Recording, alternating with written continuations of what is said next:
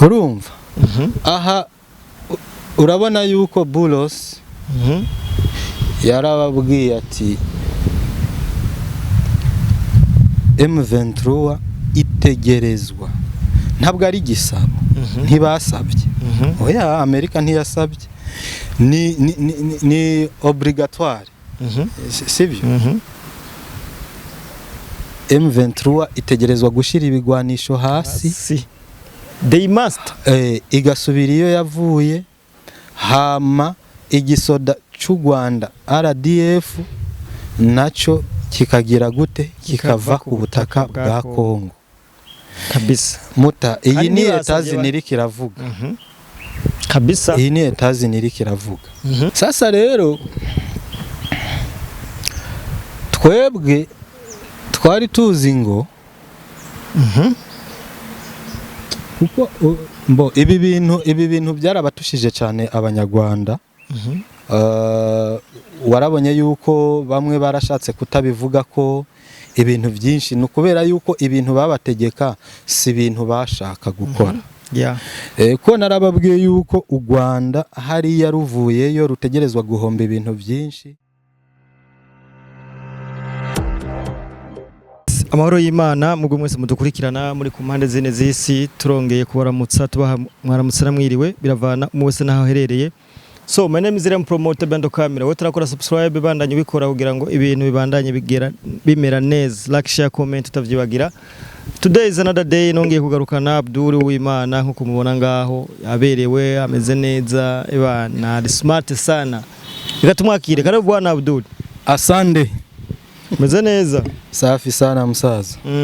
Ago kabisa. Ni wanene. Meze neza ndaryohewe gosi. Nigiki cyakuryoheye? Bro. Ibintu bihaye bigenda neza. Ibintu biriko bigenda neza ndakesere kuko nk'ibintu urumva kuri iyi si hari igihe umuntu abantu benshi biyumvira yuko umenga arakomeye hakaza nk'akayaga gakeyi kamuyumbayumbisha kamera nka bya bituramaze kubona igiti gihura n'umuyaga ukaza ukigonda umuntu ari nk'umuntu ngaha mu karere ariko arayumbayumba biteye n'isoni ariko umeze neza ibintu ni sawa meze fresh musaza aryohewe gose. Yes, tubibutsa abantu ko dufite amazi ya Story Water, Story Tangawizi, amavuta hamwe n'ibindi gose. Umunsi rero amakuru ashushe cyane amakuru agezweho bene wacu hariya mu karere ibintu si sawa kabisa si sawa.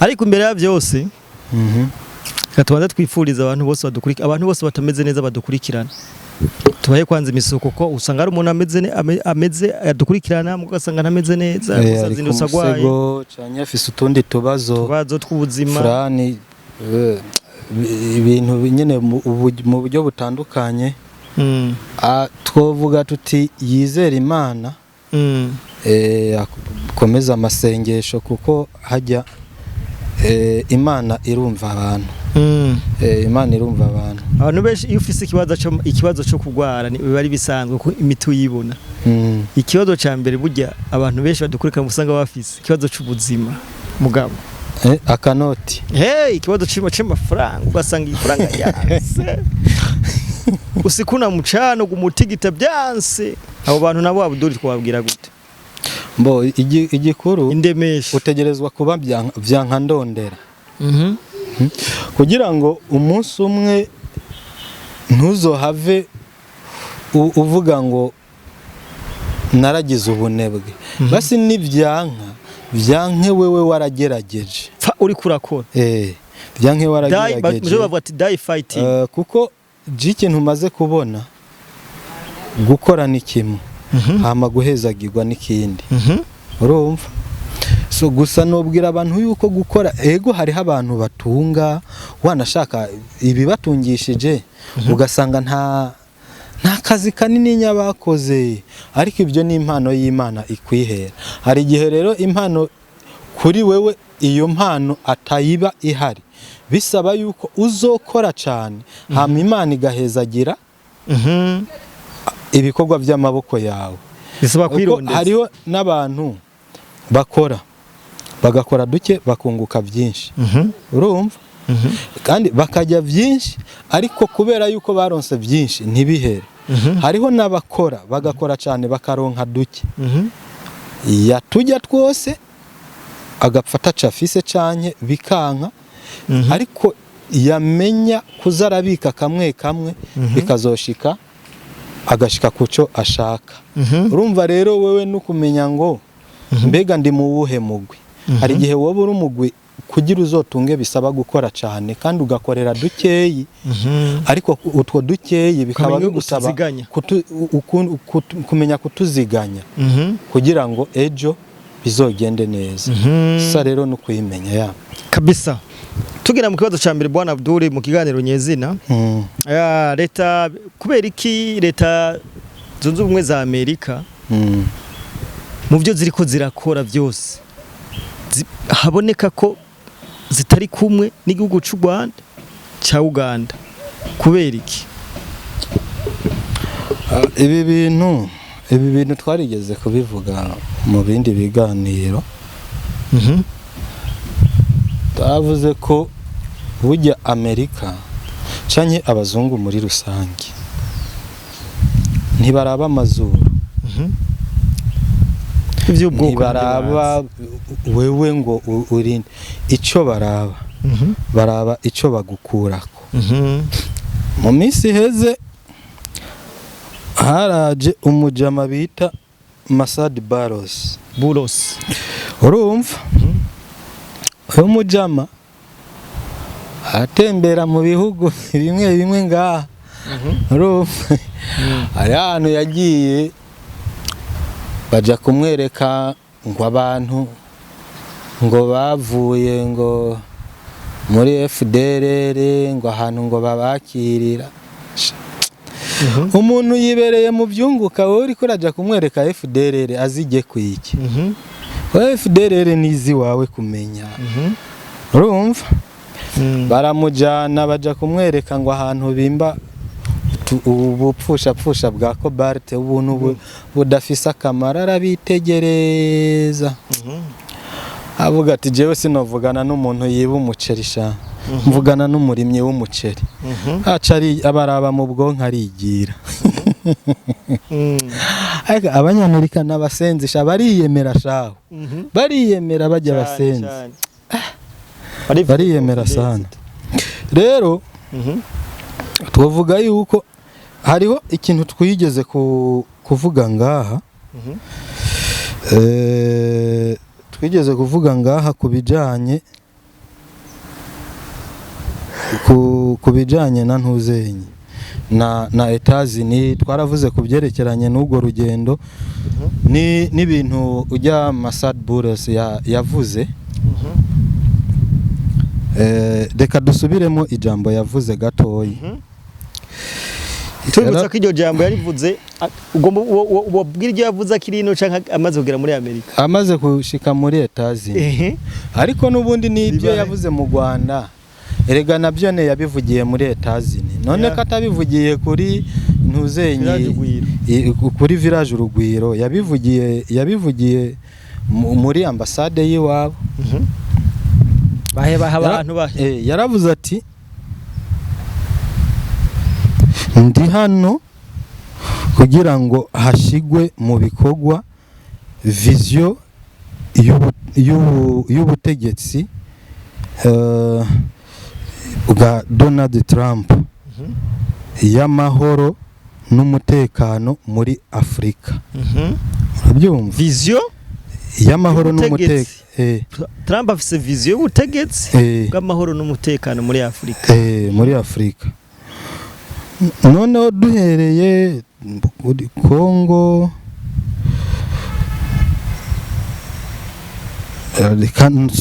duhereye muri Congo, reka nsubire nsobanure aho leta zunze ubumwe za Amerika zihagaze aho leta zunze ubumwe za Amerika zihagaze harasobanutse kandi hazokwama hasobanutse. Aho leta zunze ubumwe za Amerika zihagaze nuko M23 ishira ibigwanisho hasi vuba na bwango, ingabo z'u Rwanda RDF zikava ku butaka bwa Kongo n'ingoga na n'ingoga. Ndakumva cyane.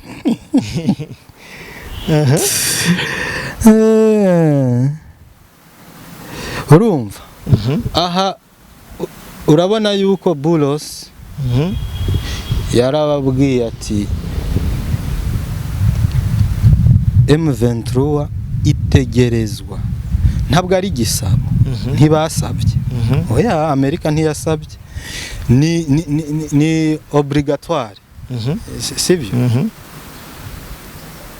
M23 itegerezwa gushira ibigwanisho hasi, they must, igasubira iyo yavuye, hama igisoda cy'u Rwanda RDF naco kikagira gute, kikava ku butaka bwa Kongo kabisa. Muta, iyi ni etazi niri kiravuga kabisa, iyi ni etazi niri kiravuga. Sasa rero twebwe twari tuzi ngo kuko ibi bintu byarabatushije cyane abanyarwanda. Warabonye yuko bamwe barashatse kutabivuga ko ibintu byinshi ni ukubera yuko ibintu babategeka si ibintu bashaka gukora. Ko narababwiye yuko u Rwanda hariya ruvuyeyo rutegerezwa guhomba ibintu byinshi, harimo umushahara w'abasoda, abapolisi n'abarimu. Ni ukuvuga u Rwanda ruvuye muri Kongo, abo bantu ntibazosubira guhembwa kuko nta munsi n'umwe barahembwa amafaranga atavuye hariya. Ayo bahembwa ubwa mbere yari imfashanyo, uyu munsi ayo bahembwa ava hariya. Urabyumva? Ni ukuvuga rero leta ya RPF ivuye muri Kongo ni ikibazo gikomeye kandi kibyibushe kandi kirekire kinini. Urumva? Bazoca babura ibintu byinshi. Niyo mpamvu ubona ngira jo narakubwiye muri kijya kiganiro twakoze, narakubwiye yuko bariko barakina imitwe yose. Warabonye ko na Joseph Kabila yagize yasubiye muri Kongo aciye mu gikoni, yakoze akantu kameze nko kuva mu rupangu wagurishije warangiza ugaca inyuma ukaja kuba mu gikoni cy'urupangu wagurishije.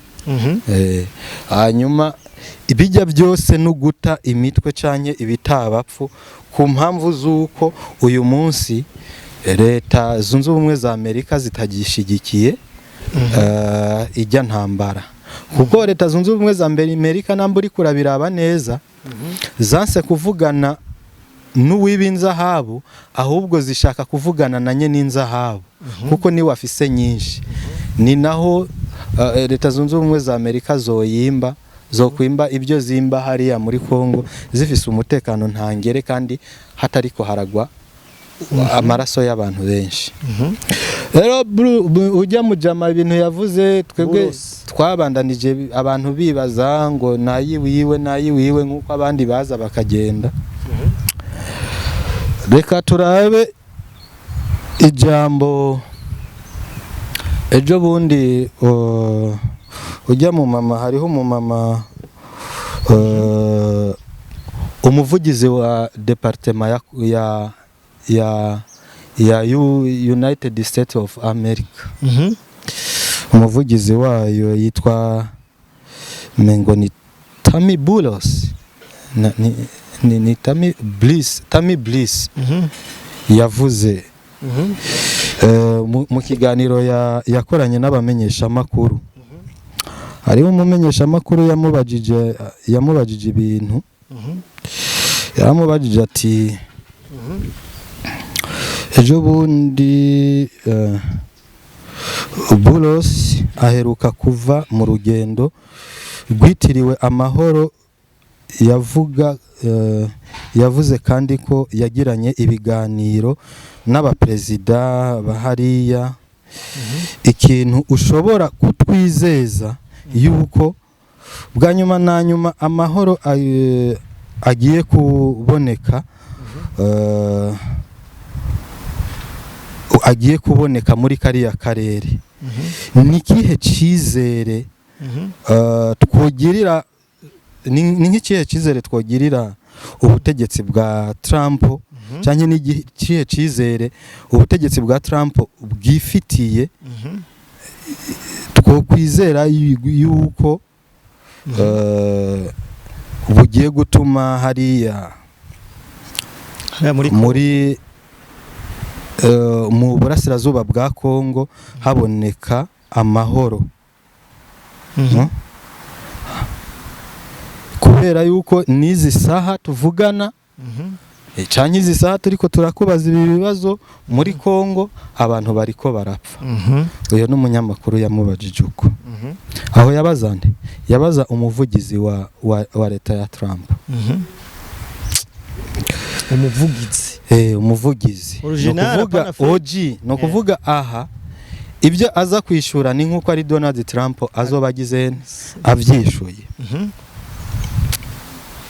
Ni kihe cyizere mu twizeza yuko muri kariya karere hagiye kuboneka amahoro? Umuvugizi utankara mwishura ati reka ndakubwire ko Perezida Donald Trump n'umuntu afise icyizere ku rwego rwo hejuru, afise ibikoresho mu maboko yiwe bituma akora ibyo ashaka gukora kandi abifitiye ubushobozi buhagije. N'umuntu yiha intumbero akayishikako, n'umuntu umushaka uramuronka, n'umuntu atagira ubujyajya. Ibyo akora abikora ku mugaragaro, muri rusangi icyo akora cyose yifitiye icyizere. Ati kandi reka nsubize abantu kandi ati reka kandi nsubize n'abandi wagize neza kubaza iki kibazo kirebana na Afrika, kuko abantu benshi ntabwo babaza ku bibazo bya Afrika kandi ari ibintu bifise akamaro. Ntabwo bakunda kubaza ku bibazo bya Afrika cyane cyane bya Republique Democratique du Congo. Urumva? Ati ariko Bulos ariwe mujyanama mu bibazo bya Afrika, umujyanama wa Trump mu bibazo bya Afrika, yajanye n'icegera ciwe Madame Sanders, bagera Congo, Kenya, Uganda no mu Rwanda, banahuye n'abikorera ivyabo baja kuvuga ku kibazo cy'umutekano muri Republique Democratique du Congo, iterambere ry'ubutunzi muri Republique Democratique du Congo. Ati iterambere ry'ubutunzi ntirishoboka gukunda hatariho umutekano. Urumva baraganiriye n'aba bose rero, atanguye kutubwira ni nk'ibyo uko Donald Trump abona ibintu. Urumva uko Donald Trump abona ibintu, iterambere ry'ubutunzi muri Kongo ntirikunda hatari amahoro n'umutekano. Ati turongeye kuvuga yuko nta nyishu y'amahoro izoshoboka ivuye mu migwano. Urumva? Nta nyishu y'amahoro ishobora kuboneka ivuye mu migwano mu hariya mu burasirazuba bwa Kongo. Kuvuga ko ntibashaka kuronderera amahoro mu ntambara. Murabyumva? kandi ayo mahoro arambye yubakiye ku rufatiro rwo kuduza ubutunzi bwa Kongo muri kariya karere. Urumva ku bijyanye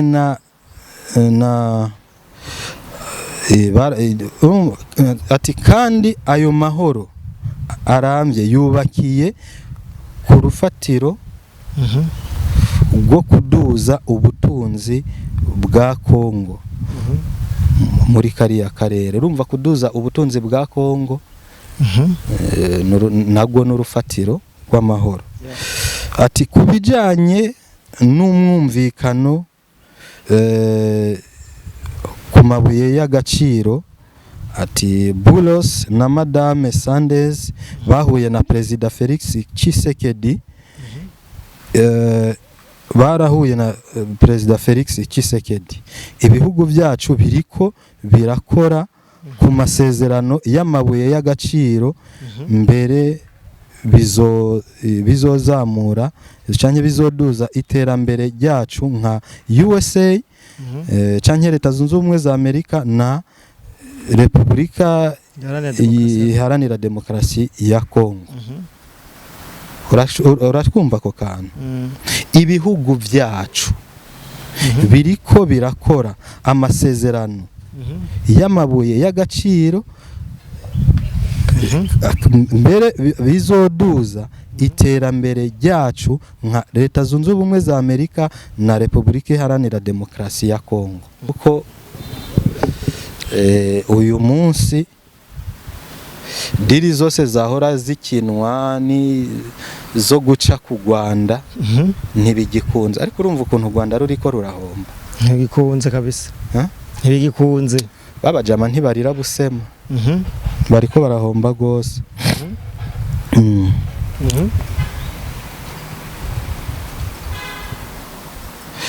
Urumva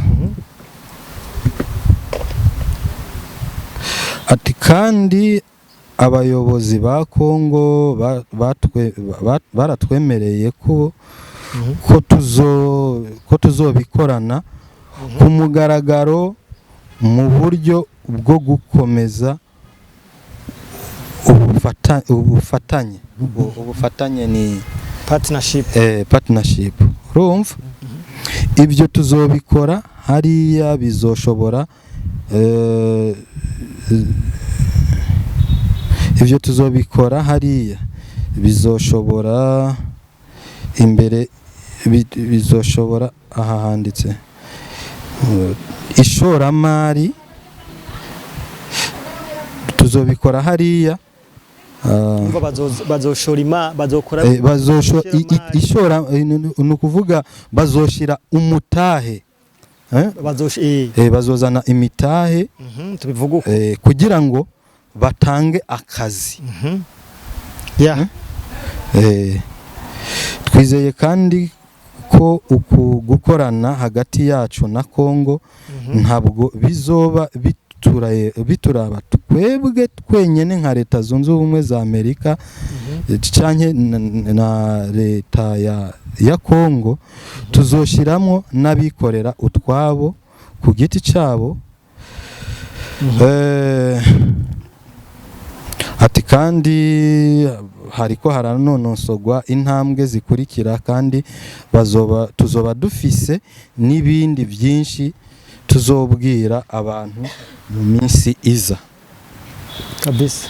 Urabyumva? Nukuvuga yuko ibintu byose urabizi yuko mu minsi heze niyo mpamvu ibi bintu umaze kubyumviriza wacu ubona kubera iki leta ya Kongo yari mu biganiro na M23 n'u Rwanda muri Rwanda, muri Angola, muri Qatar. Ariko uyu munsi uri kurabiraba neza urabona yuko ivyo biganiro byose bagira uyu munsi leta ya Kongo imeze nk'uko irikira bajya kw'ifyeri ibidunda kumbe ni kwa kundi bavuga ati ubuhagarikiwe n'ingwe aravoma kabisa. Niyo mpamvu leta ya Kongo igumi bajya kw'ifyeri yarabonye yuko abajama yarabahejeje mu bijanye na ntuzenye na diplomasi yaramaze kubaheza uyu munsi yivuganira na leta zunze ubumwe za Amerika imbonanya no kuvuga babatunzi kuko aha anye nimba ujya mu uyu ntuzenye umuvugizi wa leta zunze ubumwe za Amerika avuze yuko mu masezerano bagirana na Kongo ibyo bazokorana na Kongo batazobikora bonyene nk'amareta ahubwo bazoshiramo n'abikorera ivyabo no kuvugana ba Bill Gates wa wundi mbe wa ntuzenye yitwa Elon Musk ba Elon Musk hariho na wa wundi wa ma iPhone ninde gaje kakajama konze ni ka Facebook ni kakajama kutwisoka kakayahuduku bajya bose urumva yuko bagiye kuza kandi bajya bajama wibuke bujya inzahabu nyinshi canke koruta nyinshi iva hariya hahandi ama iPhone ama nateri bujya bijya byose bahora babigura na leta y'u Rwanda ewe amata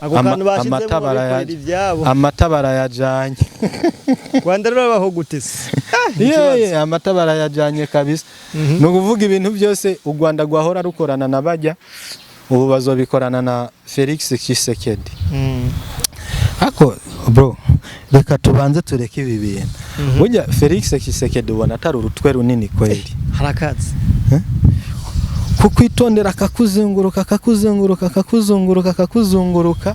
agasigara naho wahora ukuri rasiyo hose ahafisa aha kandi wewe wagomba kumutembagaza umva ico ki kandi rero aba baje bagitangura ingwano sero nivyo bari bemerewe yo Tshisekedi atabera amagabo bari bamuhejeje bari bamurangije kabisa bari babemereye ati genda mukure hari hanya haba dutangura idiri Tshisekedi aka kantu ndakabwire abantu bujya baravuga ngo ubutazi ubwenge ashimagwiwe ariko na interview menshi twagiye twumva Kagame avuga ko Tshisekedi ari kijuju ari bipupe oya mviriza ni bya bindi bavuga ngo ubutazi ubwenge ashimagwiwe urumva yuko bashira bariyemerera ko aribo bashize Tshisekedi ku butegetsi bamubona umengo ni kijuju urumva babona umengo ni kijuju ariko uyu munsi bigeze yaho abazunguruka akabatesha ijambo mu karere ku buryo ata muntu acipfuza kuvuga ku byo bobo bashaka abantu bose bariko bivugira ivyabo abandi bariko bivugira ivyabo sasa aho bibera ikibazo kibirera bujya muri ubu burere bwacu ushigikiwe na USA mama yake na mama ubukomeye muta Tshisekedi arabakubise ku ntoki kweri baramugaye ngo ni kijuju ngo ni inzererezi ngo yari umutagisimeni nganyonga za pizza burya umuntu yanyonze pizza anyonga imodoka itwara amapiza aramutse agusumbije ubwenge wewe ucukora iki gushika yaho agukura ku byo wari urimo byose ugatangura gusubira mu ishamba hagati y'umushoferi anyonga za pizza na wewe twavuga yuko ubufise ubwenge arinde ibaze nimba bari inyuma bafise ubwenge buri inyuma y'ubwo umushoferi atwara za pizza yabakubise hasi umushoferi anyonga za pizza urumva yabakubise hasi kuba uzi yuko umuntu ari kijuju hamico kijuju kikagusumbya ubwenge ubu uri kijuju kiri nyuma y'ibijuju kabisa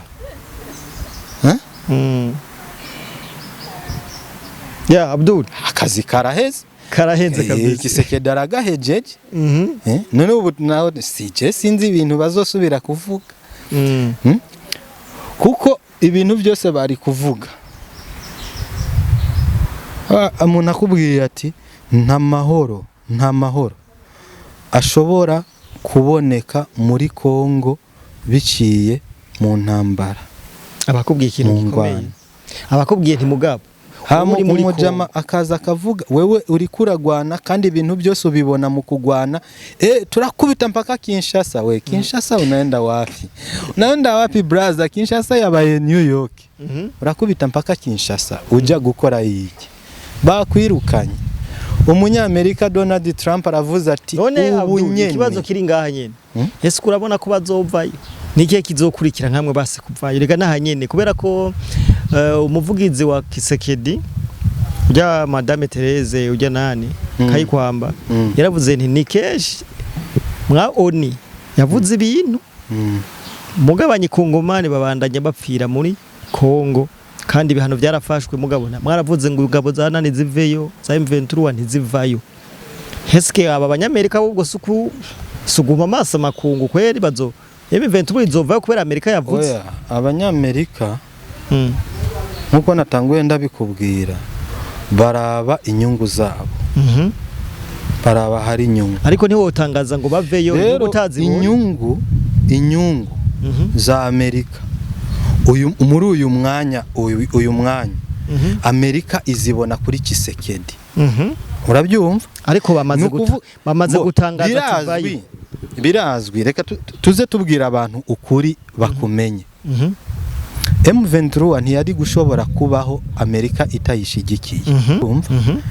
Ibi biroberi byose nabijye ubona bigwana za Burkina Faso zande za hehe hose zijya ntambara zibera hehe ni Amerika ibizishigikiye. Turazi ko ibyihebe byose birimwa na Amerika turabizi.